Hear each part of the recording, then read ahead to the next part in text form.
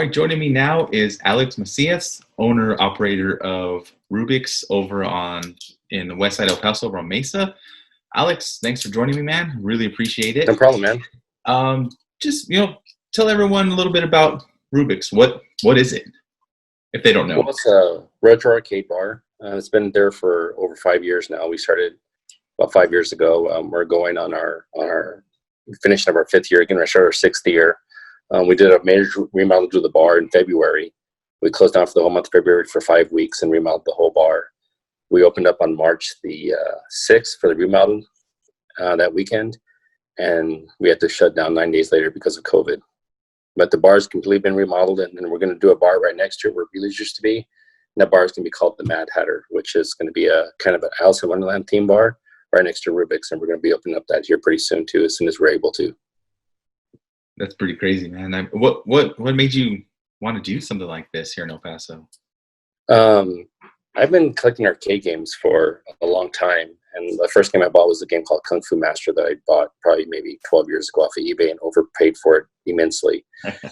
And then I just started, I started collecting games here and there, and I sold one of my cars I collected to buy my first, couple pinball machines. And then I got into this place in Fabens called Flicks, where they had, they asked me if I could route some games in there. So my wife actually traded in her stock option she had at Kohl's, which was like $5,000 at the time.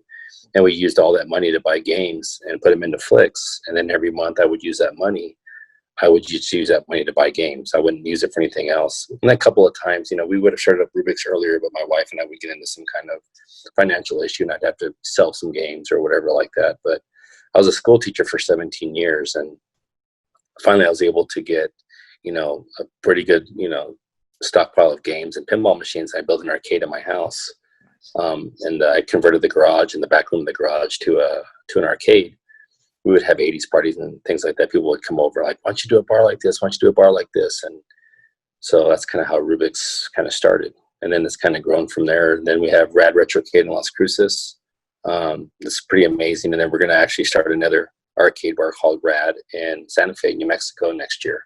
Oh, wow. That's cool. So I've been to the one in Cruces, man. That one's cool too.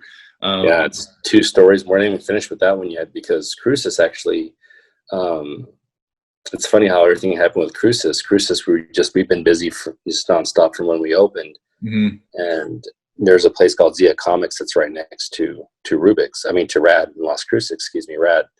Yeah. And my son is, 2.5 years old at the time, and we were he wanted to go to his comic book shop to check something out. So we went over there, and COVID had just started hitting, and it was all everybody's talking about it like it's contagious.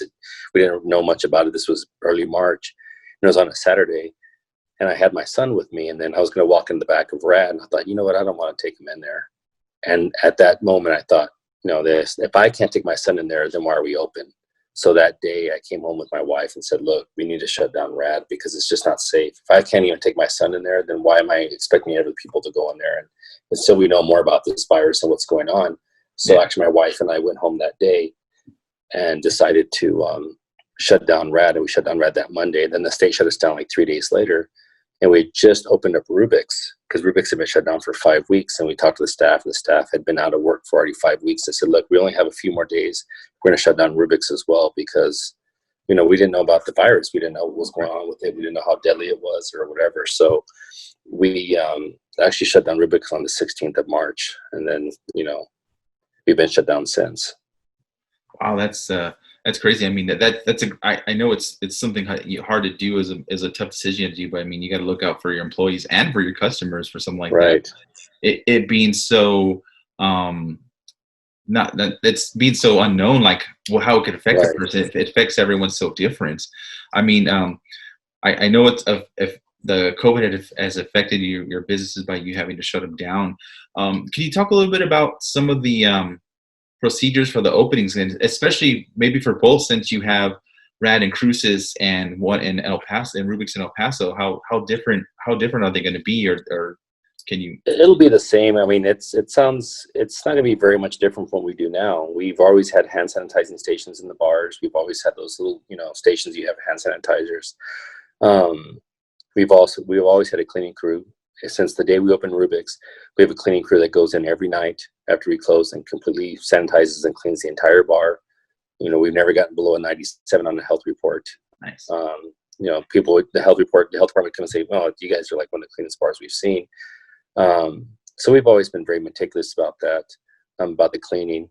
We'll have to just be more stringent about it while customers are in the bar until we find out more information. I've read reports that the CDC said it's not even on surface-to-surface contact anymore, and it's more from speaking and sneezing and coughing and things like that. But we don't know yet. So now they're saying it might not even be possible to play a game of pool and then somebody else plays pool and they get it. They say it doesn't work like that. So all the information is changing. So we'll just adapt to how things are going. But the main thing is we want our customers to know that whatever we are doing, we'll be following CDC guidelines to make sure the customers are safe. Right. What are some of the things that you might enforce or maybe ask the customers to do in both places when and if you guys open? Well, it's kind of tough to tell them to wear a mask because it is a bar and they want to feel comfortable. Mm-hmm. Things like that. Same thing with the employees. I will ask my employees to wipe down the games a little more often than they usually do. Wipe down the games, you just have somebody there wiping them down consistently until we know more of what's going on. And just ask customers if they're feeling ill, if they have any kind of fever or whatever, just, stay home, don't come in. Cool. And then let's see, and just from the business aspect, can you talk a little bit about, could you talk a little bit of how your employees were affected at your locations? And if there's it's been really rough on the employees, especially in Cruces. The unemployment thing was really tough to go, and we have 41 employees in Las Cruces, and they've all filed for unemployment, and they're getting their benefits, things like that. Same thing with Rubiks; they filed for unemployment. But come July, the extra $600 a week, that's going to stop, and that's when things are going to really get tough because they're still making their bills and stuff like that with unemployment and things like that. But when that runs out, what are we going to do? We need to get back up and open again. My wife and I, it's scary from one day to the next. Mm-hmm. You want to be callous to the fact that people in the community are dying and people are getting sick, and that's the most important thing. I have my son turns 3 on Monday, and my daughter's 7 months old, and I get up every day and I'm scared. I don't want them to get sick. I don't. That's the scary part of it. So that kind of supersedes everything as far as the business goes, because businesses can be rebuilt, things like that, but you don't want to get people sick. Yeah. So I want people to think that, I want my business open and I'm going down because of this. There's a lot of people who are in a lot worse shape off than we are right now, and they're hurting just as much as we are as far as the business wise goes. But we really just want to make sure it's the right time to open, but it's going to be safe to open, and that's kind of where we're going from there. But it's been tough. It's tough from one day to the next. Your livelihood stops. From one day to the next, you're making money, your business is going. Rubiks was doing really good with the revamp, and then from one day to the next, done. It just stops. So many people have been affected from it. Right.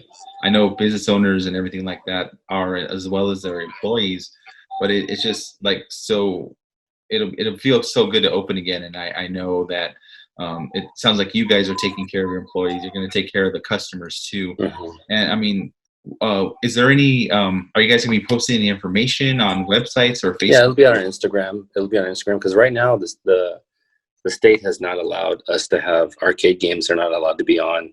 Pool tables aren't allowed to be used. You can't use dartboards. If you use the jukebox, you have to use it from your telephone app.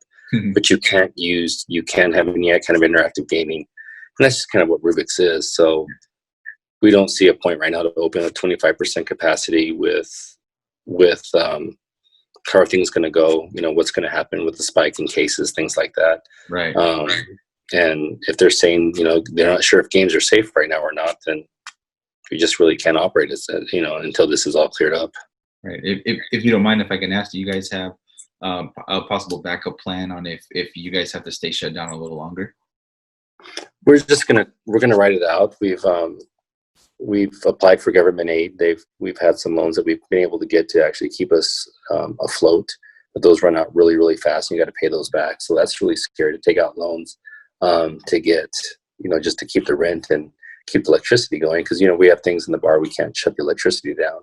Right. So that goes by pretty fast. So we have we have a little bit more time to where we can kind of we can kind of get by a little bit, but it's going to run out pretty quick. And at that point, we just have to see what's going to happen at that point. We don't really don't have a backup plan. I mean, we're in the bar business, and if the bars aren't open, that's what we do.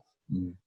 So any advice to other local business owners, especially local bar owners? Any advice you'd want to give them with your experience so far with this, having to deal with the pandemic and shutting down your businesses? Any advice to them you'd like to share?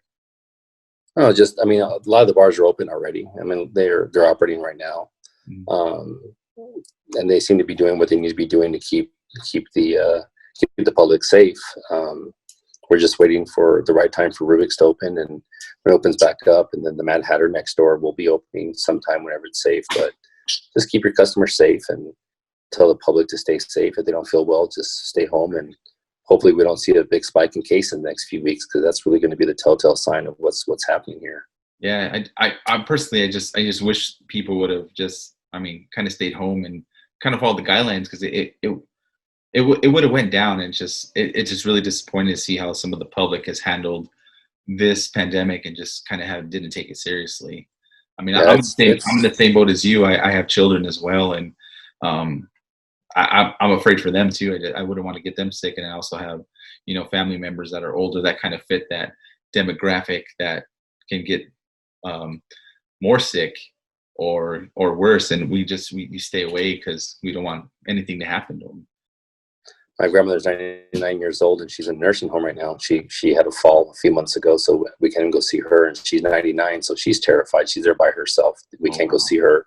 I haven't seen my family. I've stayed home. I mean, because it's important. I don't want to affect other people, other people's business, things like that. But now everybody's out now. We're gonna see what happens now. But you're right. It went from very little to a lot of cases very quickly. Mm-hmm. So we'll see what happens in the next few weeks. Yeah, hopefully things work out. I personally can't wait to go back to either one of your locations, Rubiks or Rad over in Las Cruces. I enjoyed both of them. Almost all your games I've either played or I played since I was a little kid too. So mm-hmm. I mean, it's the same nostalgia that a lot of people feel when they get to go to your bar. And I'm just excited. If you don't mind, can you share your Instagram account name so maybe people can follow you, maybe just keep up? It's Rubiks Arcade Bar, all one word, just Rubiks Arcade Bar, and then the other one is Rad Retrocade for Las Cruces. If you guys want to follow us, it's been the same way. I know a couple of guys that own arcade bars in the Southwest and around the country, and they're not going to be opening anytime soon either. So the whole game thing, they just don't know yet, but they'll get it cleared up, and we'll get back on track again. But I'd like to invite people to come and check out Rubiks again, because we actually did do a whole revamp and remodel to the bar. It's pretty amazing in there now. All the walls are wrapped. There's nothing when we started Rubiks, I was a school teacher for 17 years, and my wife was HR for Kohl's, and mm-hmm. Our other partner lived in Las Vegas, and we'd never opened a bar before. So now that we've learned over the last 5 years, we learned what we made Rad. I think is a really cool bar, and so Rubiks has a lot of the things we wish we would have done from the beginning. And now we know, this would have been cool, and this would have been cool. So it doesn't have as many games now. So we took a lot. There's a lot of games that I have. I love this game. This game was my favorite when I was a kid. No one played it. And it was really hard to take those games. I'm like, people would just play it. It's such a cool game. And I took a lot of those games out because they just weren't getting played. So we put in the world's largest Pac-Man Galaga's in there. We have air hockey in there now. We have pool in there now. We have Injustice, the new Injustice game is in there that gives you cars and things like that. And we have actually a whole new toy crane. We have a whole section in the back that's kind of fenced off, or kind of has not fenced off, but it has a drink rail right there with carpeting, so you can actually play all the old retro games in the back. And we have more seating now for food, and the lighting's all been changed. It's really cool. We changed out the sign in the front and everything, so it's a lot more inviting. And the Mad Hatter is going to be a really cool bar next to it also. We just we were very close to finishing it, but I just didn't want to spend money on doing it when we were just so unsure what was going to happen. So the Mad Hatter still probably about a month after we were able to open up. It'll probably take us 3 to 4 weeks to get the Mad Hatter up and going, but it's a pretty cool bar too. Awesome. Wow, I personally can't wait. I hope things clear up soon for you and all the other business owners out there, so that you guys can open up shop and start getting down to business, man. Get back to life, get back to some kind of normalcy. Yeah, I agree. So, I mean, I just want to thank you again for joining me. Please go visit Alex out there in El Paso at Rubiks on Mesa. And again, location for Rad in Las Cruces. I'm so sorry. It's 201 North Main. It's right across from the main plaza in downtown Las Cruces. And we'll be having one in Santa Fe Plaza. We'll be opening up sometime in between December to March of next year. December later this year, March of next year. As soon as we had to kind of pump the brakes on that one too, because we didn't know what was going to happen. And it's very difficult to start a bar in New Mexico. The laws are very different. So right, yeah. We're still in the process of doing all that, but it's going to be, I think we're like 8 minutes from Meow Wolf. So that's kind of a cool thing too. But the one in Santa Fe is going to be really cool. So if anybody ever goes up there, we'll have a location up there here pretty soon. All right. Can't wait to go to it, man. I really appreciate it. Thank you so much for joining me tonight. Check out Rubiks, guys. Thank you so much for joining me, Alex. Thank you guys. You all stay safe, El Paso. Thank you guys.